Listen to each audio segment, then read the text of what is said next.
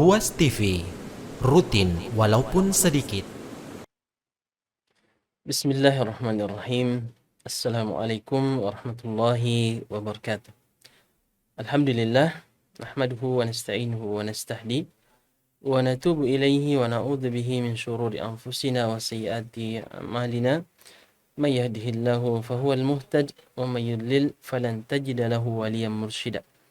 Asyhadu an la ilaha illallah wahdahu la syarika lah wa asyhadu anna Muhammadan abduhu wa rasuluhu amma ba'd. Alhamdulillah, kita kembali dipertemukan oleh Allah Subhanahu wa taala dalam majlis yang sangat mulia. Majlis untuk saling nasihat menasihati terkait persoalan syariat kita ini.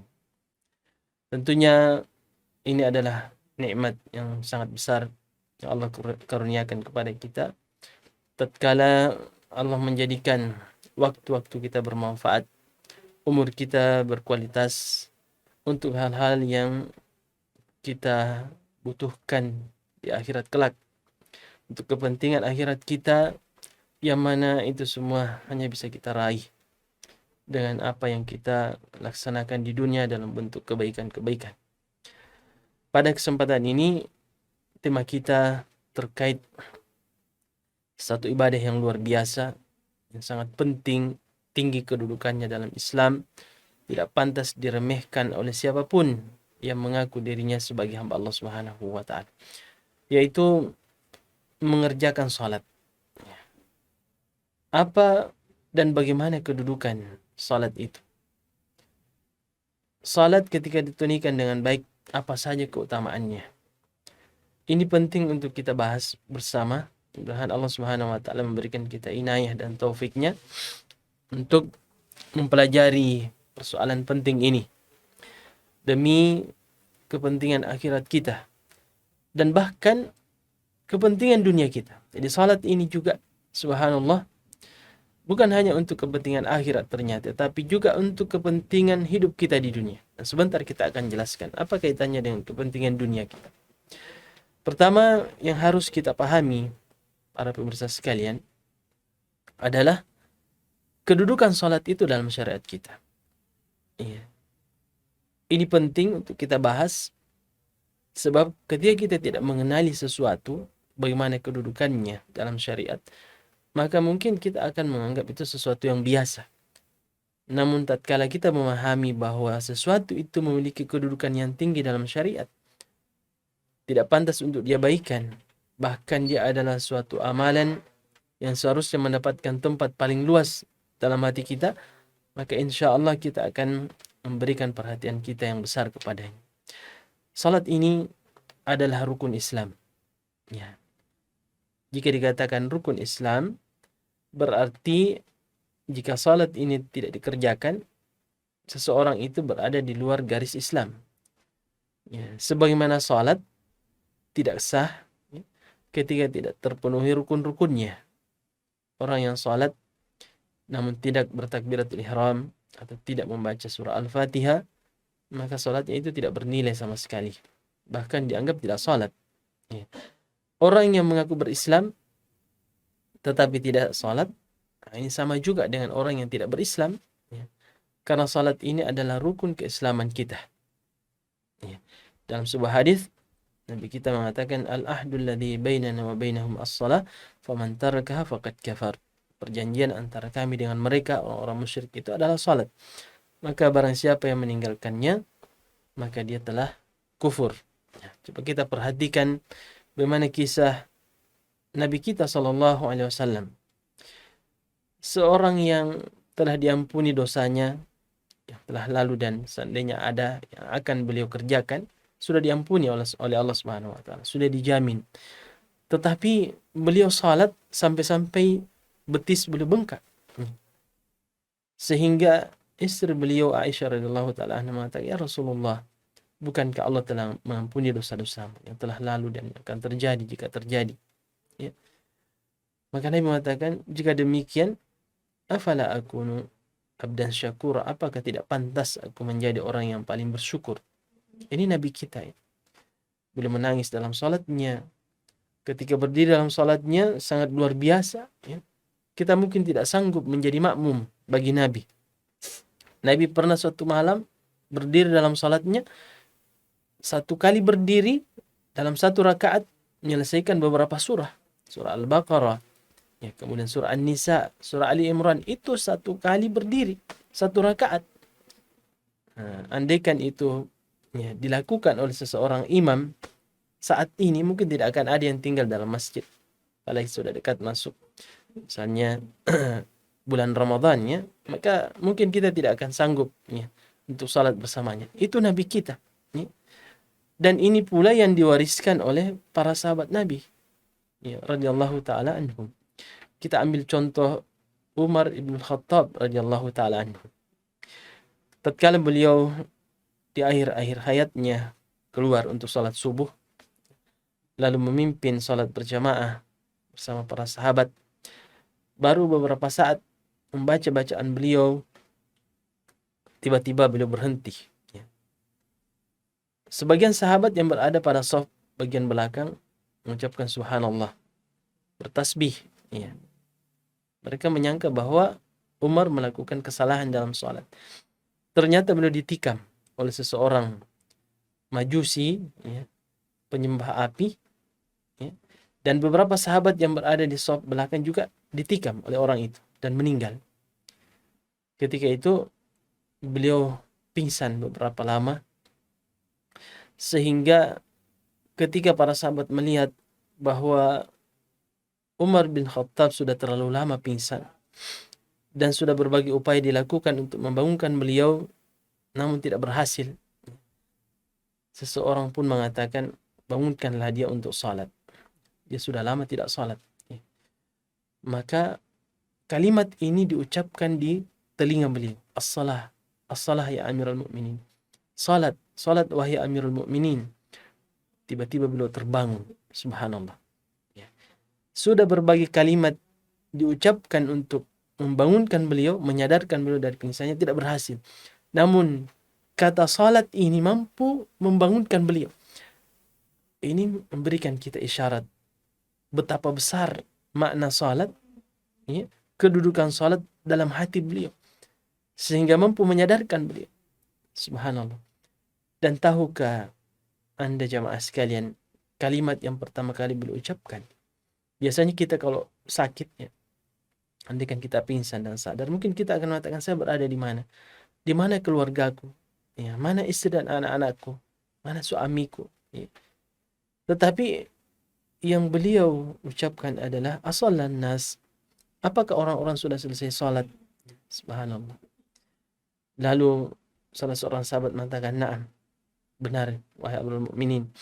Maka beliau pun mengatakan, "As-salah, as-salah." Jaga salat. Perhatikan salat. La hadza fil Islam liman taraka as-salah. Tidak ada tempat di dalam Islam ini bagi orang yang meninggalkan salat. Akhirnya beliau berdiri mengerjakan salat sementara darah masih bercucuran dari tubuh beliau. Subhanallah. Itulah sahabat. Dan barangkali mereka ini adalah generasi terbaik, ya, yang menampilkan kepada kita bagaimana seharusnya kita berislam, terutama di dalam menunaikan ibadah salat, membuat kita semakin yakin, ya, bahwa salat ini memang sesuatu ibadah yang memiliki kedudukan yang tinggi. Karena Nabi memperlakukannya seperti itu, para sahabat menyikapinya seperti itu. Maka kita yang mengaku sebagai pengikut Nabi, orang-orang yang mencintai para sahabat, seharusnya menjadikan mereka adalah teladan terbaik kita. Salat ini, para pemirsa sekalian, adalah pembatas antara keimanan dan kemunafikan. Orang munafik juga salat, ya. Tetapi salatnya berbeda dengan salatnya orang-orang beriman. Ya. Orang-orang munafik itu, ya, dalam Al-Quran dikatakan, yukhadi'una Allah wa huwa khadi'uhum. Mereka ingin menipu Allah Subhanahu wa taala. Wa huwa khadi'uhum, dan Allah Subhanahu wa taala yang membalas tipu daya mereka. Wa idza qamu ila sholati qamu kusala. Jika mereka berdiri dalam salat, mereka berdiri dalam keadaan malas. Yura'una nas, mereka ingin dilihat oleh manusia saja. Itu orang-orang munafik. Ya, karenanya disebutkan dalam sebuah hadis yang lain ya, tentang sifat-sifat orang-orang munafik terkait salat berjamaah, bahwa mereka itu pada waktu-waktu salat tertentu mereka perhatikan kondisi. Jika ada kesempatan untuk bisa tetap berada di rumahnya, tidak datang ke masjid. Ya. Seperti pada salat subuh dan salat isya. Ya. Dahulu di zaman Nabi, ya, suasana begitu gelap di subuh hari dan juga di waktu isya. Tidak seperti saat ini begitu banyak penerangan di mana-mana, cahaya di mana-mana. Sehingga kesempatan bagi mereka ini untuk tinggal di rumahnya. Makanya Nabi kita mengatakan bahwa athqalus salati alal munafiqin, salat yang paling berat bagi orang-orang munafik itu adalah salat isya dan salat subuh. Ini yang paling berat. Iya. Bagi orang-orang yang menyembunyikan kemunafikan di dalam hatinya. Ya, waliyadzubillah. Salat ini berbeda dengan ibadah-ibadah yang lain. Agar kita semakin memahami kedudukannya, jamaah sekalian, orang melakukan satu ibadah itu diwajibkan pertama kali tatkala dia sudah berumur balik. Tetapi demi menjaga salat berjamaah dan salat itu seutuhnya, menjaganya dengan baik, seorang anak ketika sudah berumur 7 tahun sudah diajari untuk terbiasa salat, padahal baru berumur 7 tahun. Dan ketika sudah berumur 10 tahun, Nabi katakan jika disuruh untuk salat lalu dia tidak mau, maka boleh dipukul, padahal baru berumur 10 tahun. Apa hikmahnya kira-kira? Saya kira sangat jelas, bahwa agar ketika nanti dia berumur balik, salat itu sudah menjadi rutinitas yang membuat dia ingin menjaganya, tidak ingin kehilangannya. Setiap mendengarkan azan, dia sudah terbiasa untuk meninggalkan semua aktivitas yang lain untuk segera menjawab panggilan azan itu. Iya. Berbeda dengan ibadah-ibadah yang lain seperti puasa dan yang lainnya. Salat seperti itu. Salat yang mana ketika Allah Subhanahu wa taala ingin menerapkan sebagai syariatnya, tidak seperti ibadah yang lain yang diturunkan melalui perantaraan malaikat Jibril alaihissalam.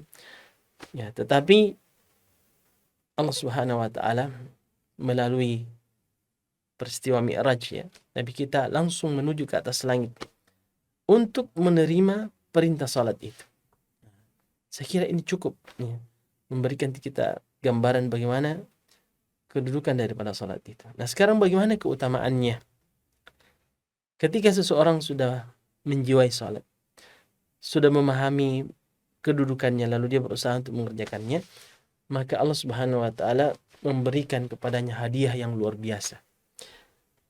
Jika tadi kita katakan bahwa salat ini bukan hanya untuk kepentingan akhirat kita, tetapi juga untuk kepentingan dunia kita.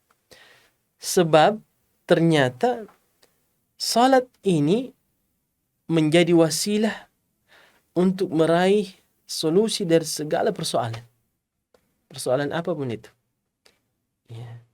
Nabi kita SAW diriwayatkan, kana Nabi SAW idza hazabahu amrun shalla.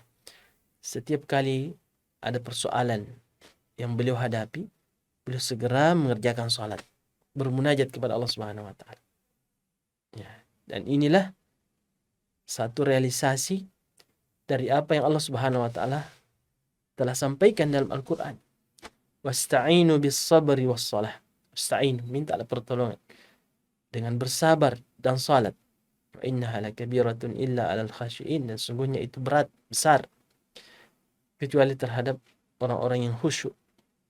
Iya. Kenapa demikian, jamaah sekalian? Karena orang yang sementara mendapatkan sebuah persoalan, menghadapi sebuah persoalan, ujian dan cobaan, dia menyadari karena salatnya menjadi bukti bahwa dia memahami bahwa apapun yang menimpanya di dunia ini, musibah, bencana, kesulitan, tidak terlepas dari pengawasan Allah Subhanahu wa taala. Allah yang menimpakan musibah itu, Allah juga yang akan mengangkatnya. Bahkan dia menyadari bahwa andaikan musibah ini berlangsung lama, jiwanya tetap tenteram dengan salatnya, karena dia menyadari musibah ini jika tidak menggugurkan dosa-dosanya, maka akan mengangkat derajatnya. Salat yang kata Nabi SAW kepada sahabatnya, Ara'aitu, bagaimana menurut kalian? Lau anna nahran inda babi ahadikum. Andaikan, ya, Ara'aitum, kalau ada sungai di depan pintu rumah seseorang di antara kalian. Yaktasilu minhu kulla yawm 5 marrat.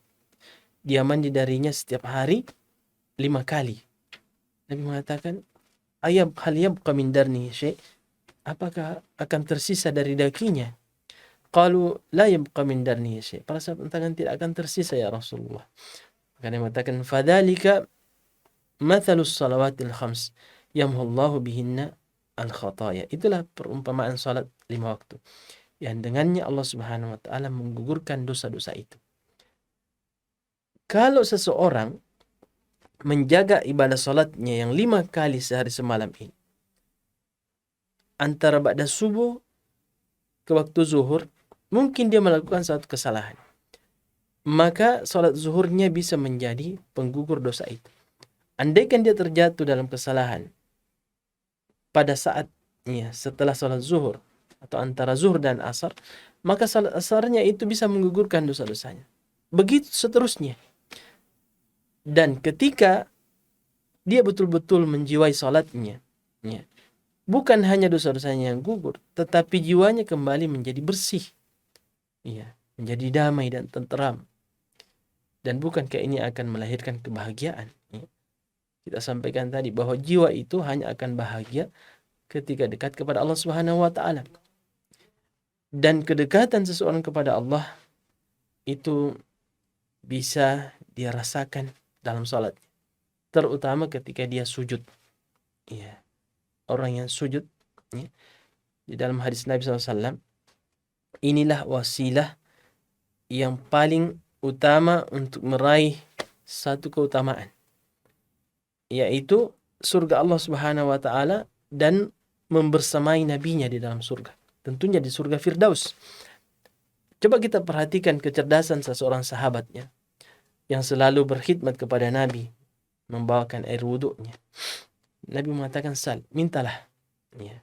Sahabat yang cerdas ini tidak meminta sesuatu kecuali sesuatu yang paling luar biasa. Apa yang beliau minta? As'aluka murafataka fil jannah. Aku meminta untuk bisa menemanimu di dalam surga. Ya. Nabi mengatakan, au ghaira dzalik, adakah permintaan yang lain? Sahabat yang cerdas itu mengatakan, itu saja ya Rasulullah. Maka Nabi mengatakan, fa'inni ala nafsik bikathratis sujud. Bantulah saya untuk meraih keinginanmu itu dengan memperbanyak sujud, memperbanyak salat. Kenapa kita katakan ini permintaan yang cerdas? Sebab jika dia bisa menemani Nabi, ya, dan ini tentu kebahagiaan yang luar biasa, membersamai orang yang kita cintai, ya, berarti pada saat yang sama dia berada pada surga Firdaus, ya, puncak dan pertengahan surga itu, karena Nabi berada di situ. Ini adalah permintaan yang sangat cerdas, dan itu diperoleh dengan memperbanyak sujud, memperbanyak salat. Ini baru beberapa, ya, keutamaan salat yang sempat kita jelaskan. Mungkin pada saat yang lain kita bisa menambahkan keutamaan yang lain yang luasnya seperti samudra tentang rahasia-rahasia salat yang bisa menghadirkan kebahagiaan di dunia sebelum kelak nanti kebahagiaan di negeri akhirat yang abadi. Barakallahu fikum. Saya kira ini yang bisa kita sampaikan pada kesempatan ini. Mudah-mudahan Allah Subhanahu wa taala memberikan inayahnya kepada kita semua untuk menjaga ibadah yang mulia ini. Subhanakallahumma wa bihamdik asyhadu an la ilaha illa anta astaghfiruka wa atubu ilaik. Wa akhiru da'wana alhamdulillahi rabbil alamin. Wassalamu alaikum warahmatullahi wabarakatuh.